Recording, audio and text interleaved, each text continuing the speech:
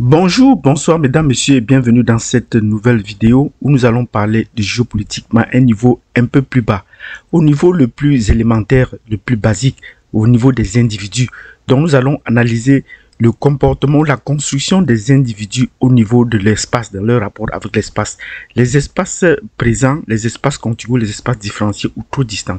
Et pour cela, nous allons prendre un exemple, une thématique, le mariage interracial, le mariage intertribu, le mariage tous les inter que vous pouvez mettre là entre les individus, inter-pays, inter-ethnie, inter. Pour nous lancer ce débat, nous allons nous appesantir sur le cas d'un de nos confrères sur la télé, sur cette chaîne, sur les chaînes YouTube, qui s'agit de Philippe Sinmo. Écoutez bien le conseil qu'il a reçu et qu'il est en train de transmettre. Nous pensons que cela est très important dans la construction de l'espace géopolitique pendant que nous sommes vivants et même après notre mort. Donc écoutez bien cette vidéo et laissez-nous les commentaires. Nous pourrons prêts à organiser un débat là-dessus sur le mariage entre les différents les gens de différentes tribus, de différentes races essentiellement. Donc si vous êtes prêts à écouter cette vidéo, abonnez-vous, cliquez sur la cloche de notification et surtout laissez-nous des commentaires et lâchez-nous de nombreux pouces pour essayer de publier cette vidéo et nous aurons donc l'occasion de pouvoir organiser un débat là-dessus parce que c'est également une thématique, une problématique propre à notre société et des jeunes d'aujourd'hui et cela a traversé des générations. Donc sur ce, je vous donne rendez-vous tout de suite. On va parler de mariage aujourd'hui. Et on va parler de mariage parce qu'il y a de cela quelques années avant que je ne me marie, j'ai rencontré une dame qui m'a donné un conseil. On en est arrivé à parler du mariage. Elle me demande si je suis marié. Je lui dis non, pas encore. Elle me dit ok, d'accord, très bien. Tu as des projets. Je lui parle vraiment comme une maman. Vous savez, en Afrique, on a cette facilité à connecter. Donc je lui parle. Je lui dis non, non, non, pas encore, ainsi de suite. Et là, elle me demande ok, d'accord, donc tu n'es pas encore marié, très bien. Elle me dit mais il faut que je te dise quelque chose. Alors, elle-même, elle avait envoyé ses enfants en Europe, ok, en Italie, en France, des trucs comme ça. Je crois que ses enfants étaient pharmaciens. Bref, ses enfants ont de belles carrières en Europe. Et là, elle me dit, mais il faut d'abord que je te donne tout de suite un conseil. Et c'est ce conseil que je vais te raconter maintenant. Elle me dit, n'épouse pas une blanche, mon fils. Ne soyez pas choqués, hein. Écoutez bien ce qu'elle me dit. Je lui dis, mais comment ça n'épouse pas une blanche? Tout de suite, tu vois, tu te dis, mais non, ça c'est l'ancienne école, c'est rétrograde. Comment tu peux dire de ne pas épouser quelqu'un à cause de sa couleur de peau et l'amour dans tout ça? Est-ce que l'amour regarde les couleurs de peau, les origines? Ça, c'est des histoires de village et tout. C'est pas moderne. Elle me dit, mon fils, n'épouse pas une blanche. Je lui ai dit, mais pourquoi tu dis ça? C'est raciste, non? Elle me dit, non, ce n'est pas du racisme. Je lui ai dit, mais quand même, comment tu peux demander de choisir une épouse sur la base de sa couleur de peau? Elle me dit, vous les hommes, malheureusement, et vous les jeunes en général, quand il s'agit d'amour, vous avez une vision très court terme. Elle me dit, beaucoup d'entre vous pensez que le mariage, c'est juste une question de sentiment. Je t'aime, tu m'aimes, marions-nous, faisons nos enfants et la vie continue. La réalité, c'est que quand on a un parent, on sait que le mariage, c'est beaucoup plus qu'une histoire entre vous deux. Le mariage, c'est d'abord une histoire de deux familles qui se rencontrent au travers de deux enfants, mais de deux familles, de deux peuples, de deux cultures, de deux traditions. Elle me dit, mais ça va encore plus loin parce que le mariage, l'union, les enfants, c'est la pérennité d'un héritage. Je lui dis, ah bon? Elle me dit, mais oui. Quand tu te maries à quelqu'un, tu choisis de fonder ta famille avec cette personne et de pérenniser ton héritage, de pérenniser ton nom, de pérenniser ta langue. Elle me dit, par exemple, toi, tu parles la langue de ta maman. C'est ta maman qui te l'a transmise. C'est la langue que sa propre maman lui a transmise et que sa maman, elle lui a transmis. C'est une transmission. Et toi aussi, à ton niveau, maintenant, tu as aussi la responsabilité de transmettre au tien la culture, l'héritage que tu as reçu de tes parents, n'est-ce pas? Je lui dis oui, tout à fait. Elle me dit, voilà. Elle me dit, mais quand tu vas épouser donc une femme étrangère, voici ce qui va se passer à peu de choses près. Elle me dit, si tu es chanceux, tu tomberas sur une femme qui est ouverte avec l'idée de venir de temps en temps en vacances dans ton pays. Elle me dit, mais mon fils, la réalité c'est que beaucoup de femmes européennes blanches ne sont pas à l'aise à l'idée de venir en vacances tous les ans en Afrique. Elles préfèrent aller à Barcelone, à Milan, aux États-Unis, à New York, au Canada.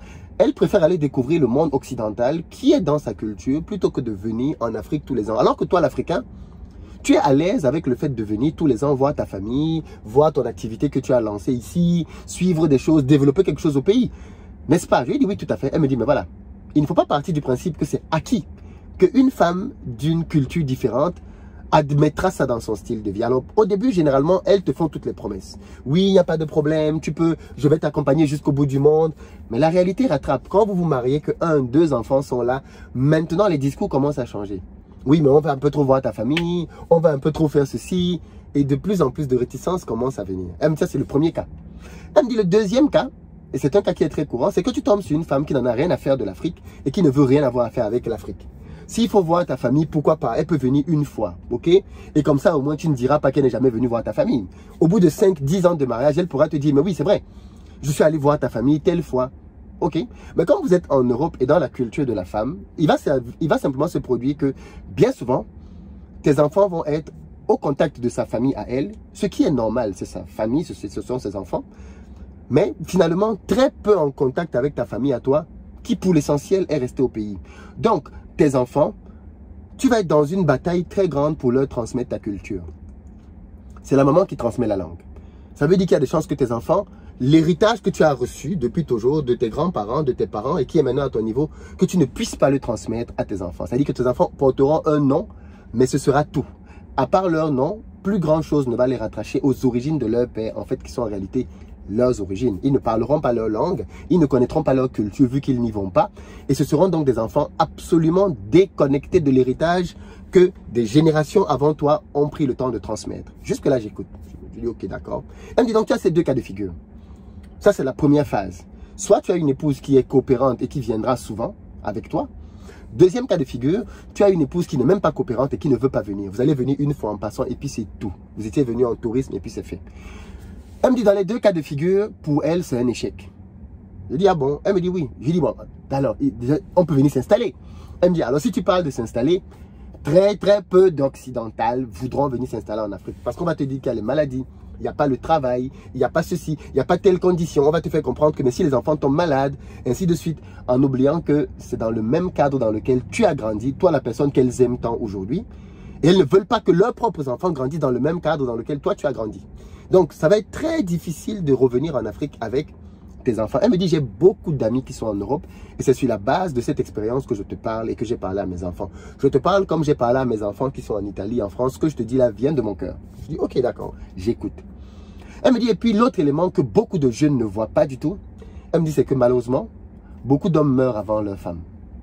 On le constate. Elle me dit, en tout cas, moi, dans mes amitiés, la plupart des personnes qui meurent avant dans les couples, ce sont les hommes. On le constate. Elle me dit, et c'est ici que beaucoup d'entre vous ne voyez même pas très loin. Qu'est-ce qui se passe quand tu vas mourir? Elle me dit, quand tu vas mourir, permets-moi de te dire qu'il y a de très fortes chances que, vu que ta femme, tu étais le seul lien qui la reliait à ton pays, qu'elle coupe les ponts avec ton pays aussi. C'est pas qu'elle n'aime pas ton pays, mais elle n'a pas de... C'est pas qu'elle n'aime pas ta famille ou qu'elle a un problème avec ta famille. Mais maintenant que tu n'es plus là, ça va être très difficile pour elle de se lever pendant des vacances et de dire qu'elle va prendre ses enfants, tes enfants, pour les amener venir voir des gens avec qui elle n'a eu aucune connexion pendant toutes ces années, puisque de temps en temps, ils se parlaient au téléphone. Est-ce que elle me dit, de temps en temps, peut-être ils vont s'appeler, mais il n'y a pas une relation suffisamment forte qui fait que cette femme-là va ramener tes enfants au pays. Elle me dit, en tous les cas, moi, dans 100% des cas, quand le père est mort, les enfants ont été coupés d'office avec leur famille maternelle, paternelle au pays. Et là, ça m'a fait réfléchir. Elle me dit, mais oui, dès que le père meurt, les mamans, soit parce que finalement, le père l'obligeait à venir en Afrique, maintenant qu'il n'est plus là, elle ne viendra plus, soit parce que même si le père ne l'obligeait pas, elle n'a pas une attache avec ce pays qui fait que même après la mort du père, elle peut venir. Alors, il y a toujours une ou deux exceptions, mais en réalité, la plupart des cas, elle me dit, tu pourras constater au long de ta vie, la plupart du temps, quand le partenaire africain meurt, le partenaire européen, occidental, coupe les ponts avec l'Afrique. Coupe les ponts complètement avec l'Afrique. Elle me dit, imagine donc maintenant ta mère, ta grand-mère, ton père, toutes ces personnes qui t'ont fait venir au monde, qui attendent que tu perpétues leur génération, qui ont mis leur confiance en toi, qui se sont sacrifiés pour t'envoyer en Europe. Tu fais des études, tu as des diplômes, tu travailles, tu te maries, toute la famille est contente, tu as des enfants. Tes parents voient ces enfants de temps en temps, pas comme ils souhaiteraient les voir parce que tu n'es pas souvent là. Et quand tu meurs, tes parents et ta famille en général est complètement coupée. Complètement coupée de toi. On n'a plus aucun lien. Aucun lien avec toi. Les enfants, de temps en temps, si la dame est contente, elle peut envoyer des photos. Mais il n'y a plus de lien. aucun lien. Et voilà une perte énormissime pour ta famille. J'avoue que ça m'a fait beaucoup réfléchir parce que je me suis dit, waouh, on ne voit pas tout ça quand on pense mariage. On voit juste nous deux. On va être bien, voilà, on s'aime et puis ça suffit. On n'a pas ce côté pragmatique. On n'a pas ce côté réaliste. On n'a pas ce côté basique de la projection. Qu'est-ce qui va se passer dans 5 ans, dans 10 ans, dans 20 ans quand je ne serai plus là? Et cette maman-là, dès le début, m'a remis les pieds sur terre. Maintenant, attention. Et je pense que ce conseil-là, il faut qu'il soit entendu. Est-ce que ça veut dire que le mariage mixte ne peut pas marcher? Bien sûr que non.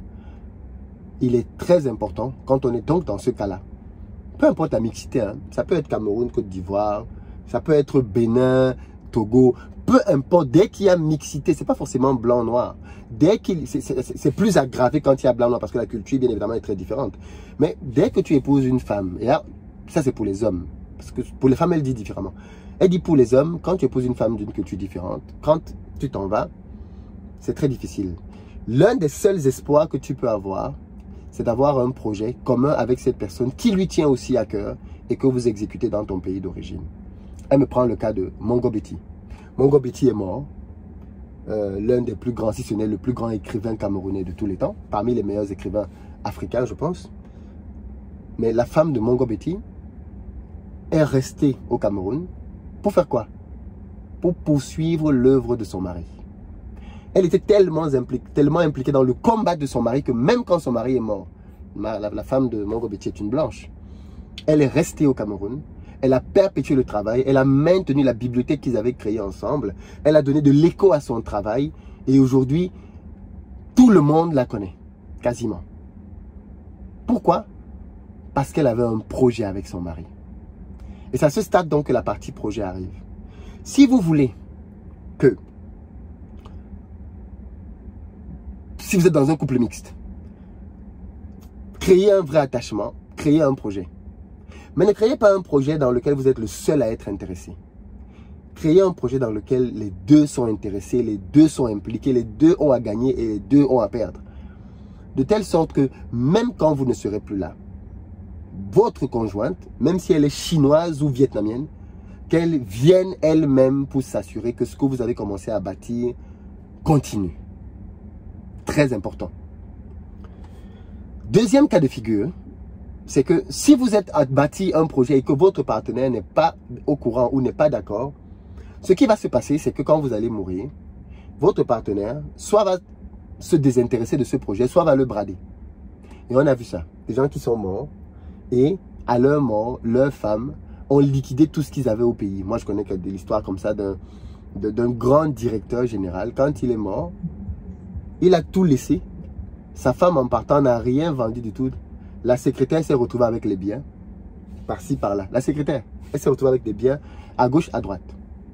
Parce que la femme avait dit, c'est pas son dada, c'est pas son truc, elle veut passer à autre chose. Son mari est mort, elle n'a plus de lien avec le pays, elle s'en va. Donc, vous comprenez bien que ce n'est pas un sujet de rigolade. C'est un sujet hyper sérieux. Hyper sérieux.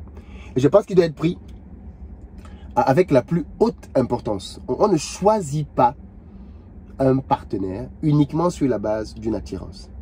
Et elle m'a dit, pour les femmes, c'est différent. Elle me dit parce que généralement, c'est la femme, la maman qui se charge de la transmission de l'éducation et de la culture.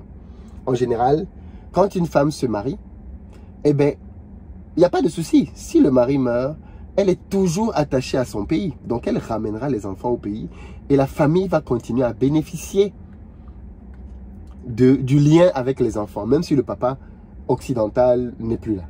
Donc, pour les femmes, la problématique n'est pas tout à fait la même. Mais pour les hommes, l'enjeu, il est différent. Et vous voyez donc maintenant où le business intervient.